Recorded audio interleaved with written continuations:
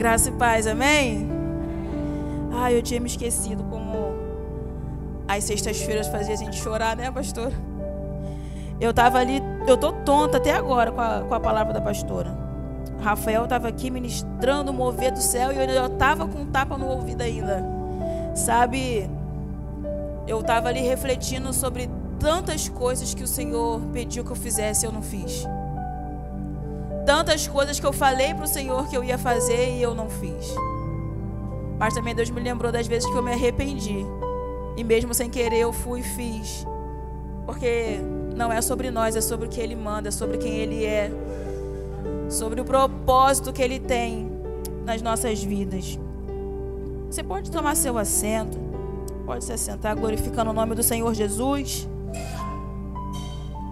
A mensagem que eu tenho para nós nessa manhã é uma mensagem bem curta. E eu estou muito feliz de estar aqui hoje porque estamos prestes a entrar em outubro. E exatamente um ano atrás estava tendo o primeiro culto, outubro rosa dessa igreja, né? Era às sextas-feiras. Eu vou falar no livro de Esther e nesse outubro eu tinha feito o propósito de Esther de 3 dias pelo meu povo, pela minha casa. E eu estou aqui um ano depois, vendo todos os resultados da graça de Jesus sobre a minha vida, sobre a vida da minha casa.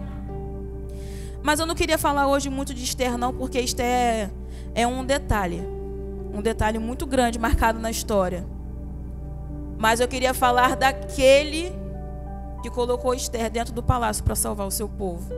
Queria pedir que você abrisse sua Bíblia no livro de Esther, no capítulo 4. E nós vamos ler apenas o 13 e o 14. Uma coisa que Deus falou no meu coração, eu quero dividir com você, é que Deus opera por meio de decisões humanas. Deus só vai operar quando nós decidirmos e aceitar o que Ele tem para as nossas vidas. Então no 13 e 14 diz assim: Então Mardoqueu mandou que respondessem a Esther: Não imagines no teu íntimo que por estares na casa do rei, escaparás só tu entre todos os outros judeus. Porque se de todo te calares nesse tempo, socorro e livramento de outra parte sairá para os judeus. Mas tu e a casa de teu pai perecereis. E quem sabe se para tal tempo como este chegaste a esse reino. Eu queria falar hoje sobre Mardoqueu. Mardoqueu, ele não era um simples homem que ficava à porta do palácio do rei Assuero. Todos conhecem a história de Esther. Mardoqueu, ele era um oficial, vamos dizer que ele era um segurança que ficava ali. Ele não só organizava a entrada e a saída da porta do rei, como ele também tinha acesso a informações que vinham do palácio para fora e a informações que vinham de fora para dentro do palácio. Ele tinha um papel muito importante na posição que ele foi colocado. Então ele sabia de tudo que acontecia ali. Ele sabia de tudo que estava para sair de dentro do palácio para o povo. Ele tinha acesso a todas as informações. E ali ele ouviu o que aconteceu com a rainha Vasti. Ele ouviu a ira do rei sobre o que Vasti fez. E ele ouviu o decreto que o rei colocou sobre as mulheres naquele tempo por causa da atitude de Vasti. Ele ouviu outras informações que agregariam aqui fora. Até que chegou um tempo que ele ouviu. Naquela época eu imagino que não deve ter sido comentado outra coisa, a não ser o que a mulher fez com o rei. Misericórdia, eu já ouvi tanta coisa sobre essa mulher. Vamos deixar baixo para a gente não levantar outras polêmicas, outras coisas. Mas todo mundo conhece a história. E naquela época eu fico imaginando a fofoca que estava naquele lugar. Meu Deus do céu, que a mulher não fez o que o rei mandou. E agora o rei mandou um decreto que todas as mulheres têm que ser obedientes, submissas aos seus maridos. Graças a Deus não vivemos naquela época, Senhor. Muito obrigada. Aleluia. Né, Rafa? Aleluia. Graças a Deus por isso, Senhor. Até que chega a informação de que um decreto do rei que vai juntar todas as jovens, virgens e mais bonitas daquele lugar para levar. Não, Rafael, calma. Para levar para o rei. E aquela que sobressaísse dentre todas reinaria no lugar de Vasti. E eu fico imaginando Mardoqueu na porta lá, ouvindo esse decreto, ele pensando: eu tenho uma lá em casa que é desse jeito que o rei pediu.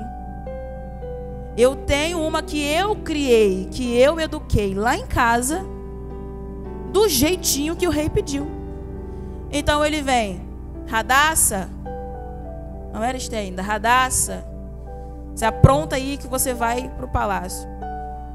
E ele educou ela com tanto, eu fico imaginando, com tanto amor, com tanta educação, que na Bíblia nem fala que ela questionou nada. Mas como? Eu sou refugiada, eu sou judia, ninguém me conhece. Não, você vai reinar. Você vai para aquele palácio e você vai se sobressair entre todas. E você vai ser esposa daquele rei. E vai Esté, linda, tá lá entre as judias, sendo cuidada, tudo mais. E a Bíblia diz que o primeiro desafio de Mardoqueu, como sempre à porta do rei, ele sabia das informações do que acontecia, ele ouviu uma conspiração contra o rei. Estão armando para matar o rei. E se é a gente hoje, o que a gente vai fazer? Olha só, pastora, estão tentando contra a sua vida. E eu vim aqui te avisar que estão tentando contra a sua vida, para você tomar cuidado com o que vai acontecer. Não, ele pegou aquela informação, deixou guardadinha com Esté, mas a Bíblia diz que essa informação foi anotada no livro de Crônicas. E se passou o tempo. Trazendo para os nossos dias, nem tudo que a gente descobre a gente pode sair dizendo aos quatro ventos. Muita coisa a gente ouve aqui, ouve ali, e fulano que falou, e fulano que disse. A informação que você ouve, que Deus confiou em suas mãos, é para ser dita no momento certo, ou ser guardada até que o momento oportuno chegue. O que Deus diz para nós nessa noite é que olha, é o costume, nessa manhã, é que Ele tem um plano divino para sua família, Ele tem um plano divino para sua casa, mas você precisa fechar a sua boca, você precisa aprender a fechar a sua boca e abrir somente no momento oportuno. Ele deixou essa informação guardada com Esté, foi anotada ali no livro das Crônicas, até que um abençoado Amã, vamos dizer abençoado, que crente não xinga, um abençoado Amã vai lá passear, e ele queria que todos se prostrassem diante dele. Só que Mardoqueu é tão posicionado no Deus que ele serve, ele é tão posicionado na fé dele, e é um homem que está junto com o povo que está refugiado, tá exilado.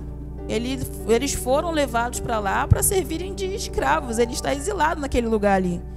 Mas ele sabia o Deus que ele servia. Ele deve ter ficado pensando: eu vou me prostrar a um homem desse? Não vou. Eu só dobro o meu joelho para falar com Deus, para falar com o Senhor Jesus. E o ego daquele homem foi tão afetado, foi tão ferido. Eram 127 províncias. Eu imagino um tanto de gente que tinha lá, que estava prostrado diante dele. Mas ele pegou para Cristo: Mardoqueu, eu quero matar esse homem, porque foi o único que não se prostrou. Passado esse tempo, o ódio no coração de Amã, um ódio grande, disse: eu não vou sossegar enquanto eu não matar esse homem. Não só ele, mas todo o seu povo. E é aqui que eu quero desenvolver uma breve palavra para você e finalizar bem rapidinho. Um decreto de morte sobre os judeus foi liberado. E a história que nós conhecemos até hoje é que quem salvou o povo desse decreto de morte foi Esté. Mas eu insisto em dizer que Esté foi apenas um detalhe. Porque Esther não estaria dentro daquele palácio para salvar o seu povo se o homem que criou ela não estivesse a par de todas as informações e dissesse: você é totalmente capaz de reinar sobre aquele lugar e ser esposa daquele rei. Eu sei quem eu criei, eu sei quem eu eduquei. É Deus falando para nós hoje. Eu sei o filho que eu criei, eu sei o filho que eu dei visão, que eu dei direção.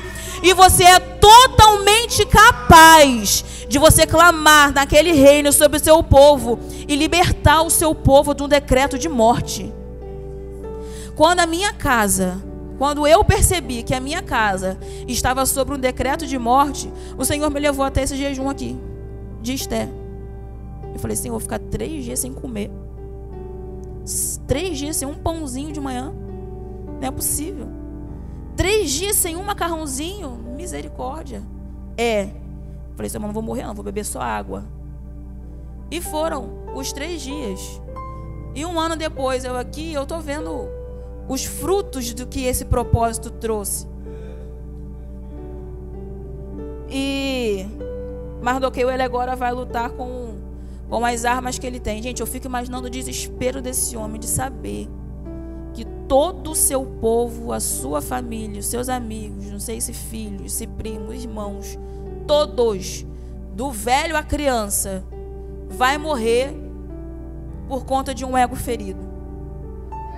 Mas o que eu aprendi com a minha pastora aqui é que as situações difíceis não vêm pra gente se desesperar, bater a cabeça, chorar. Meu Deus, que situação impossível, eu vou surtar, eu preciso de um antidepressivo, eu preciso de 2 remédios para dormir. Não. Você precisa extrair algo de bom desse momento ruim. Você precisa aprender algo de bom com esse momento ruim que você está passando. Nem que seja a morte. Meu Deus, minha família vai morrer, minha família está perecendo. Você precisa extrair algo de bom disso daí. E agora Mardoqueu vai mandar mensagem para Esther dizendo: Esther, teu povo vai morrer.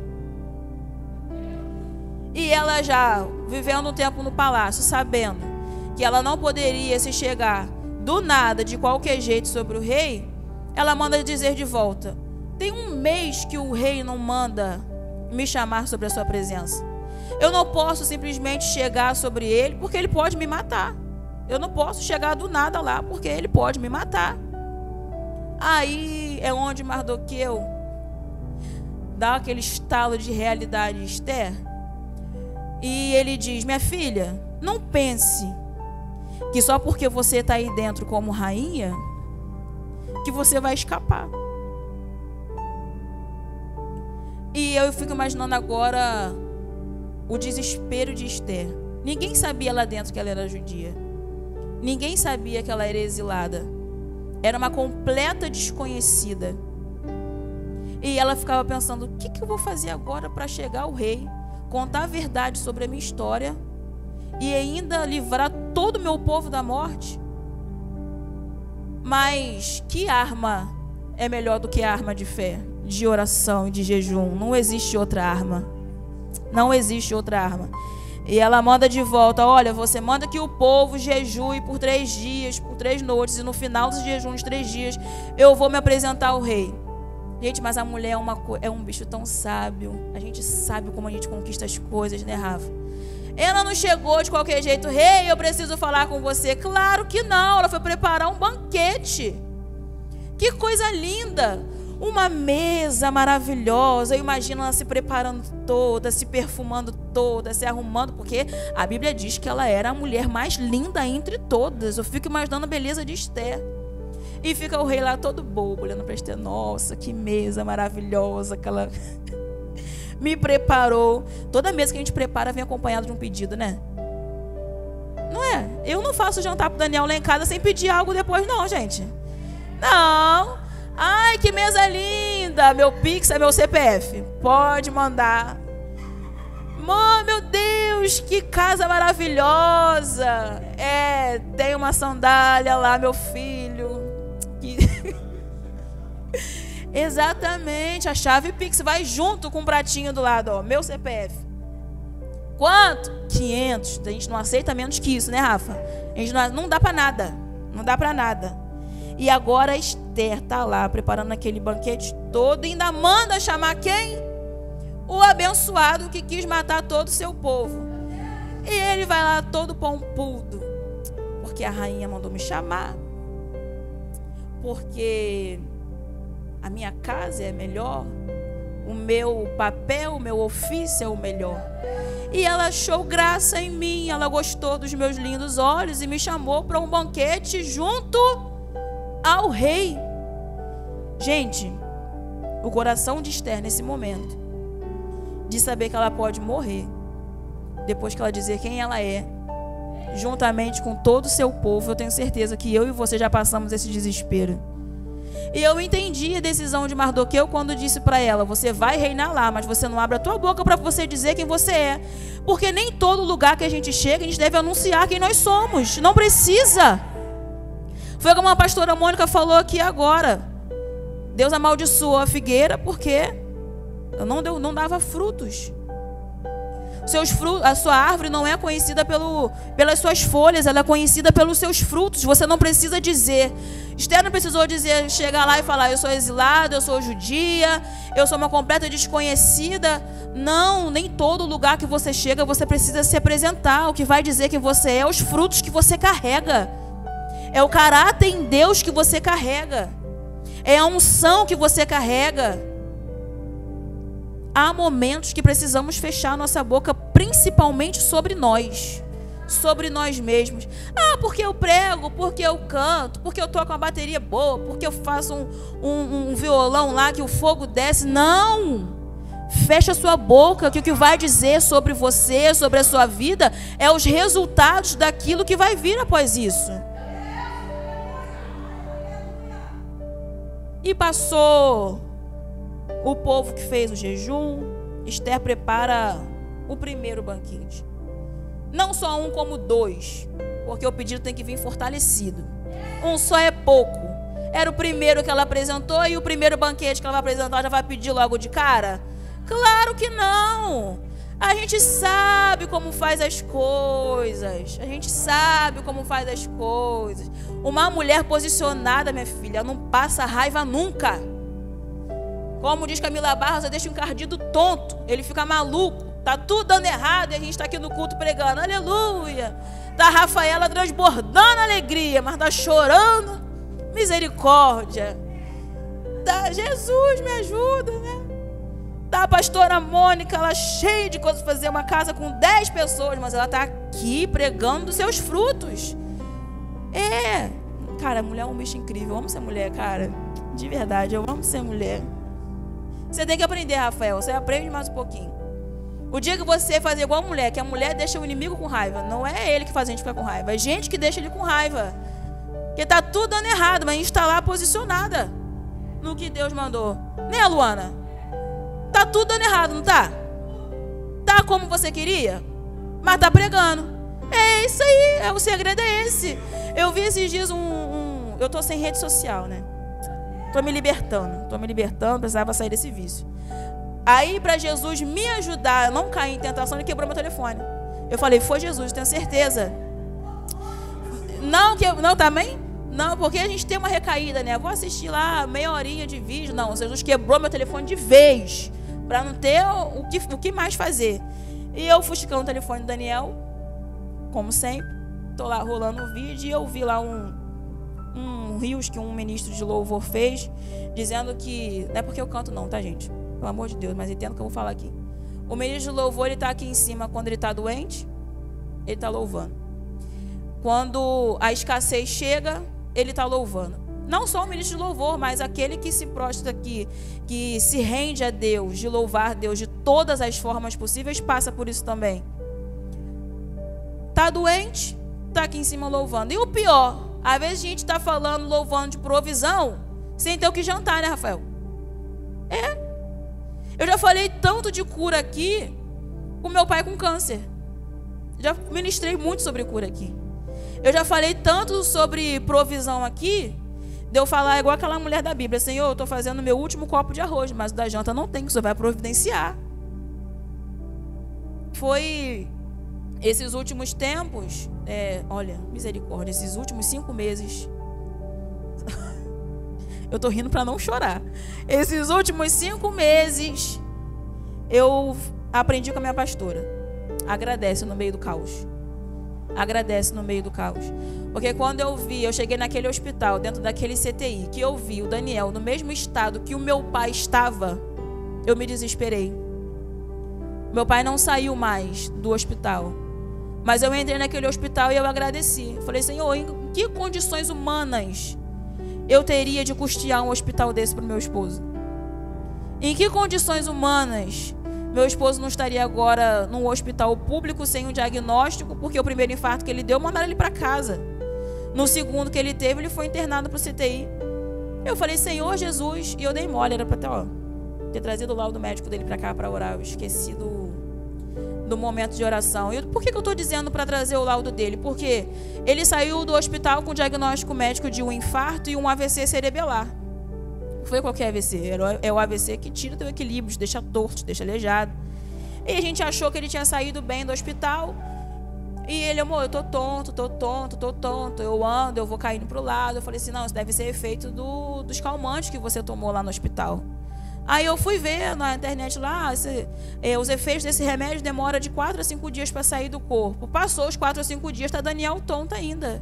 E chegando o tempo dele voltar a trabalhar, ele falou assim, vou procurar um neurologista. Procurou o neurologista, o neuro leu todo o laudo dele.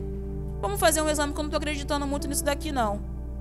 Recebeu o laudo do neurologista que não teve nenhum AVC. Falei, tem algo de errado que não está certo. Tem alguma coisa acontecendo. Bom, uma ótima notícia. Não teve AVC nenhum. Não teve nenhuma sequela. Vamos ver o que está acontecendo. Aí veio o neurologista. Vai para o cardiologista. Separa da tua mulher e casa com o cardiologista. Foi o que ele falou para o Daniel. Que o único diagnóstico que você tem até agora é que você é um hipertenso, uma hipertensão grave. Fomos para o cardiologista. O cardiologista está lá lendo quase uns 10 minutos o laudo do Daniel. E procura daqui, procura dali. Daniel, não estou acreditando muito nesse laudo aqui, não. Eu falei, mas por quê? Eu acho que você não infartou, não. Eu falei, não é possível. Não é possível. Não infartou, não teve AVC. Que laudo é esse que ele saiu do hospital, então? Vamos procurar tal exame, você vai fazer tal exame aqui. E que eu preciso ter a certeza. Ela passou um exame tão específico para o Daniel que o exame é feito em medicina nuclear. Eu falei, não é possível, a senhora quer saber mesmo toda a causa do coração dele. Porque eu estou desconfiada que ele não infartou. Se ele não infartou, se ele não teve AVC, o que aconteceu? 3 dias no CTI. Eu até pedi perdão a ele. Eu me lembrei de uma oração que eu fiz há 3 meses atrás. Sério, eu cheguei no hospital chorando, pedindo perdão. Que oração foi essa? O Daniel, ele estava ligado, não era no 220, era no 440. O dia dele começava às 5 horas da manhã, terminava à meia-noite. Mal conseguia tomar o remédio que ele tinha que tomar. Ele estava vivendo vida que não era dele. Isso eu digo a nível de liderança. Ele estava vivendo vida que não era dele. Ele estava vivendo problemas que não era dele. Ele estava vivendo crises emocionais que não era dele. E juntou com os nossos problemas de casa, porque toda casa tem problema. Aí juntou com dívida, juntou com filhos, juntou com problemas daqui, com problemas dali, problemas de mais 50 abençoados. Eles são as bênçãos da minha vida, não vou falar mal de vocês não. Juntou com o problema de todos e estava num ritmo que eu falei, uma pedrinha que o diabo colocar no caminho do Daniel, ele vai tropeçar e a queda dele vai ser muito grande. Porque a gente está de fora, a gente consegue ver melhor. E a gente, mulher, a gente tem que orar pelos nossos esposos. A gente tem que orar pelos nossos maridos. Tá, Rafa? Né? Esposa. Eu fico lembrando de você lá em casa. A gente tem que orar por eles. E eu sentei ele lá no meu quarto. Eu falei, Senhor, o Daniel tá desse jeito. Aí eu descrevi tudinho. Eu preciso que o Senhor pare ele. Ele não me ouve. Ele estava num nível de estresse tão grande que tudo que eu dizia, ele achava que era para confrontar ele. Não, era maneira de dar uma pausa, né, pastora? A gente conversou sobre isso, as pausas que o nosso corpo precisa, que as nossas emoções precisam. Não vou parar, não, porque se eu parar vai acontecer tal coisa, se eu parar fulano para, se eu cair fulano para. Aí eu falei assim, eu vou orar. Tenho o que fazer, eu vou orar. Senhor, preciso que o Senhor pare o Daniel. Para que eu fui orar isso? A gente tem que tomar cuidado que a gente ora. Meu marido tá lá em casa paradinho. Tão parado que depende até de mim para andar agora. Que ele vai andando e vai assim de lado. Ó. Aí tá eu de apoio. Esses dias ele veio, me busca um trabalho que eu não tô conseguindo subir a estação, tô com medo de cair. Vai eu pra Cidade Nova pra buscar Daniel, porque ele não tava conseguindo andar. Tu viu como é que ele tá pregando? Ele tá pregando parado? Falei, Jesus, olha, muito obrigado, mas para ele depois de uma forma mais tranquila, né? Não precisa disso tudo. Calma. Vai com calma. Dá uma... né? Por ter dado só um calmantezinho. Não, mas parou ele. E dentro do hospital, Deus falou muita coisa com ele. Deus tem propósito em todas as coisas. Voltando para a palavra aqui para a gente finalizar. Agora Mardoqueu vai dizer para Esther, você não pensa que por você estar nesse reinado, por você agora ser rainha, que você vai se livrar. Em outras palavras, ele está dizendo, é totalmente improvável que uma judia desconhecida, exilada, se torne esposa de um rei persa. Quem imaginaria isso? Esther, você não é a única salvação, porque se você não fizer nada, salvação de outra parte virá, porque em Jeremias 29 está escrito que Jesus traria de volta esses cativos. Alguma coisa Mardoqueu sabia que Deus ia fazer, ele tinha uma fé tão firmada em Deus, que ele sabia que algo o Senhor ia fazer. Não sei se seria uma guerra, eu não sei se Deus ia matar Amã antes dele decretar o que ele tinha decretado, mas alguma coisa Mardoqueu sabia que ia fazer. Mas Esther era um meio de salvação para aquela época. É onde nós temos que lutar com as armas de fé que o Espírito Santo nos dá. Ele vai dizer para Esther, Esther, é totalmente improvável que você esteja aí. Deus vai fazer alguma coisa, mas você já está aí dentro, você pode fazer alguma coisa. Então ela se dá conta que ela não estava ali à toa. Ela não estava ali para ser uma rainha, a mais bela de todo o reino. Ela não estava ali só para isso. Ela estava ali por um propósito, que era o propósito do seu povo. Então ela coloca todo o seu povo de jejum, todo jejum, se veste de pano de saco. Em total sinal de humilhação a Deus, aquele povo triste, desesperado. Até que ela prepara o primeiro banquete, e no segundo banquete Esther fala. O rei fala para ela, o que você quer? O que tu queres? Me diz o que você quer, que até a metade do meu reino, se você quiser, eu te dou. Que homem apaixonado. Aí me faz lembrar de Herodias e Salomé, né? Que o rei, no meio da festa, disse a mesma coisa para Salomé. O que você queres? Me diga o que você quer, que até a metade do meu reino eu te dou. O que Salomé pede? A cabeça de João Batista. Que mulher posicionada você está tendo? Que homem posicionado você está tendo? O que você tem feito com as decisões que o Senhor coloca em suas mãos? Porque, como eu disse no início, Deus trabalha por meio de decisões humanas. Deus não é invasivo, Deus não é sem educação. Jesus não é aquele que vai invadir sua vida como Satanás faz. Ele vai trabalhar no meio daquilo que você decide que vai acontecer. Isso é muito real. Então Esther diz, olha, há um decreto de morte para o meu povo judeu. Ali ela revelou quem ela era. Há um decreto de morte para o meu povo judeu. Se eles morrerem, eu vou morrer também. E o rei já totalmente apaixonado e rendido pelo banquete, que eu fico imaginando que não era qualquer banquete que ela fez, totalmente grato. Fala para ela, mas quem foi que decretou isso? E ela aponta para o homem que está na mesa. Foi Amã. A Bíblia fala que ele entrou em desespero nesse momento. A própria Bíblia fala que ele começou a dizer e entrar em contradição, a querer se explicar. Não. Esse decreto de morte foi desfeito. E aqui eu finalizo. Você não foi colocado nesse lugar que você está. Você não está posicionado em cima de um altar onde Deus te colocou, onde Ele te criou para você estar, onde Ele educou você para você estar, onde Ele preparou para você estar, só para você reinar com o microfone na mão ou com uma Bíblia na mão. Não é para isso. Deus não te deu uma casa boa, um emprego bom, um carro bom para você se sobressair sobre as outras pessoas. Não foi para isso.